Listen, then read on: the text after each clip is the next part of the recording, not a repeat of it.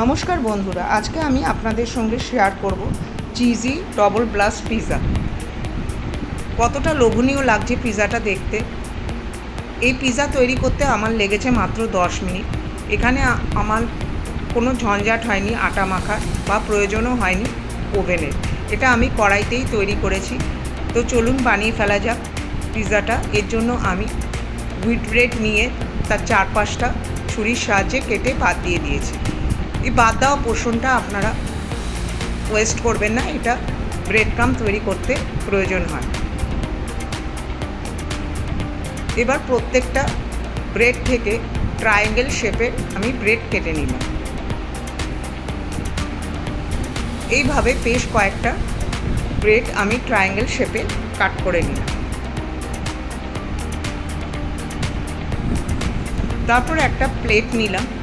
প্লেটের মধ্যে আমি অয়েল ব্রাশ করে দিলাম। তার উপর একটা বাটার পেপার দিয়ে বাটার পেপারের ওপরেও অয়েল ব্রাশ করে এক এক করে ব্রেডগুলো সাজিয়ে নিলাম গোলাকার করে। এইভাবে ব্রেডগুলো আমি সাজিয়ে নিলাম।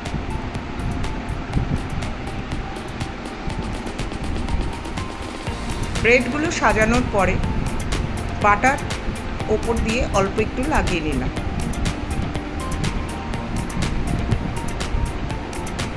প্রত্যেকটার মধ্যে বাটার লাগানোর পরে একটা পিৎজা স্প্রেড তৈরি করে নিলাম। এর জন্য আমি হোমমেড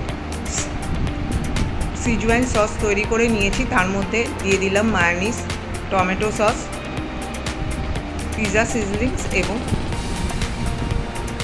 চিলি ফ্লেক্স। এখানে ইচ্ছে করলে আপনারা ব্ল্যাক পেপারেরও ইউজ করতে পারেন। সবগুলো ভালো করে মিশিয়ে নিলাম। তৈরি হয়ে গেল আমার পিৎজা সস। এই হোমমেড পিৎজা সসটা আমি বাটার লাগিয়েছিলাম, সেটার উপরে ভালো করে ব্রেডের উপরে লাগিয়ে নিলাম।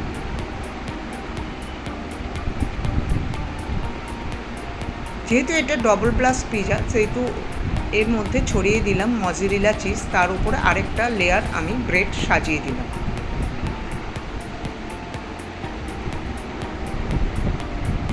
একইভাবে ওপরে বাটার লাগিয়ে নিলাম।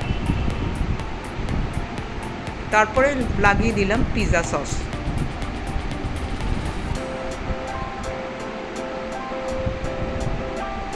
পিৎজা সসটা প্রত্যেকটার মধ্যে লাগানোর পর যেই পিৎজা সসটা বাকি থাকবে তার মধ্যে কেটে রাখা কিছু পনির ওর মধ্যে মিশিয়ে নিলাম। মিশিয়ে ওটাকে ভালো করে মেখে ম্যারিনেট করে রাখলাম।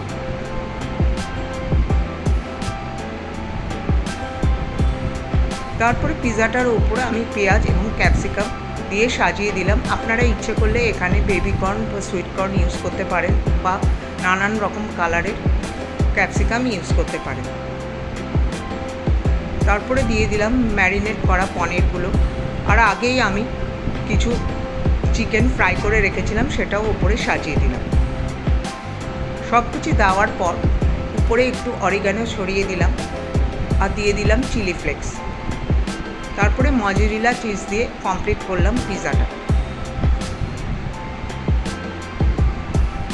পিৎজাটা সাজানোর পরে আমি একটা কড়াই বসিয়ে সামান্য একটু জল দিয়ে নিলাম। তারপরে এটাকে ঢেকে 5 মিনিটের জন্য গরম করলাম। গরম করার পর ওই পিৎজার প্লেটটা বসিয়ে যে কড়াইয়ের ঢাকনাটা ফুটো ছিল সেটা কাগজ দিয়ে বন্ধ করে দিলাম। 5-7 মিনিট পরে দেখুন এরকম পিৎজা তৈরি হয়ে যাবে। সাবধানে প্লেটটা খুন্তির সাহায্যে উঠিয়ে প্লেটের মধ্যে পিৎজাটা রেখে দিলাম আর গার্নিশ করলাম উপর থেকে টমেটো সস দিয়ে।